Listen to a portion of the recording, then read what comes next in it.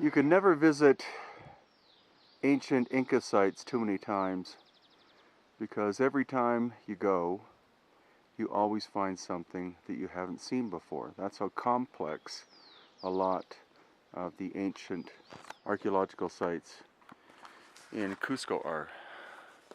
Presently, we're at Chinchero, and Chinchero is not one of the more popular tourist destinations, but it's incredibly fascinating because here we find not only the wall that you just saw, but examples like this.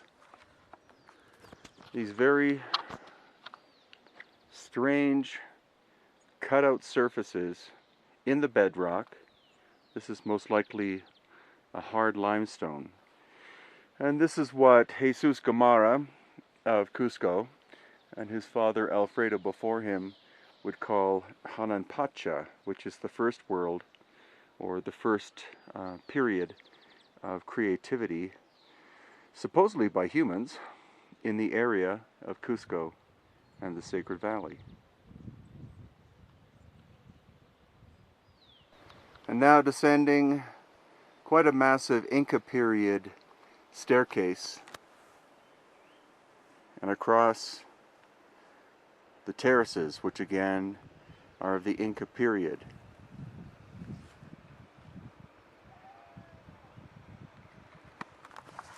Now the thing is that what most tour guides and books won't tell you is the fact that, of course, the Inca were here, were profound constructors of terracing systems, housing, palaces, roadways, etc. But what most don't take into account is the fact that before the Inca, there were most likely two very highly advanced civilizations, technically superior to the Inca, and in some ways technically superior to us, as hard as that may be to imagine. The Inca toolkit, as it were, consisted of bronze chisels, copper chisels, and stone hammers. And with that, they were able to create immense terracing systems, very sophisticated roadways. But what they were not capable of creating, and the same is seen in Egypt as well, is structures and carved stone outcrops that could not have been achieved with such simple tools. So terraces, of course, such as those you see behind me, it's quite clear how they were made, why they were made. They were made for agriculture. Houses comprised of many stones are houses. But how do you possibly explain that? Here we have a stone outcrop, and all of these facets and planes are carved into it. Now, this would unlikely be a quarry because so little stone relatively is removed. But the question is, if it wasn't a quarry, what possibly could have been the function? And here again, we see this shaped wall. Some might call these stairs, some might call them seats, but the amount of effort involved to remove the material is very puzzling.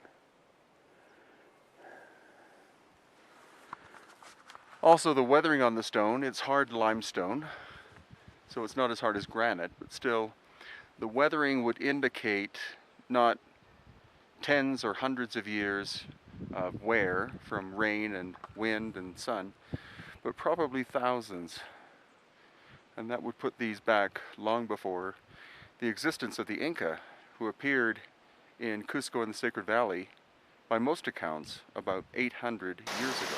And again, according to Jesus Gamara, whose website is theorigintour.com, there are not 5, 10, or 100 carved outcrops like this in the area of Cusco in the Sacred Valley.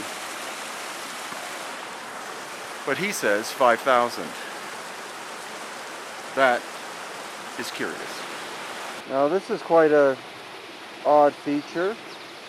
A triangular cut in this massive limestone boulder. And then even more odd or curious is this carved out area. Mining, doubtful. Quarrying, doubtful. Strange other cuts here. And proceeding up the stairway,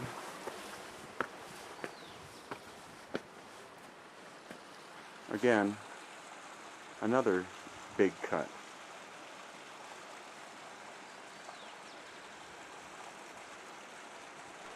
And if life couldn't get stranger, it just did.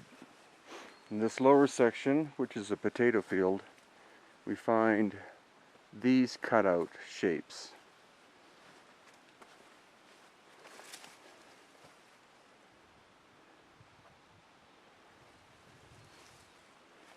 And two quite massive stones, for some reason, put together. So let's look on the other side.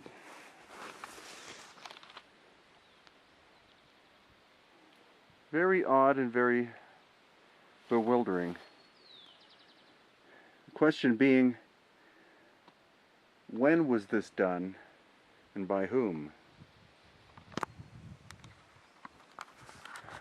The Guimaras would probably either call this Hananpacha, the oldest culture, or Uranpacha, which is the culture that came after that. And after that were the Inca. Examples of this is a small specimen in comparison to others where you have very tight-fitting joinery like that. Sacsayhuaman above Cusco is the classic place. So if your explanation is that with enough time and with enough manpower they could have achieved all of this, I think you're deluding yourself. And a more ridiculous explanation would be, well, these people had a lot of time on their hands, which is completely untrue. These people had to grow and harvest their own food. They didn't take their bank card and go down to Walmart. Not to put anyone down, it's just the profound nature of what is in Cusco and Peru bewilders engineers, architects, geologists, historians, and many other people. If you'd like to join me at some point, www.hiddenincatours.com.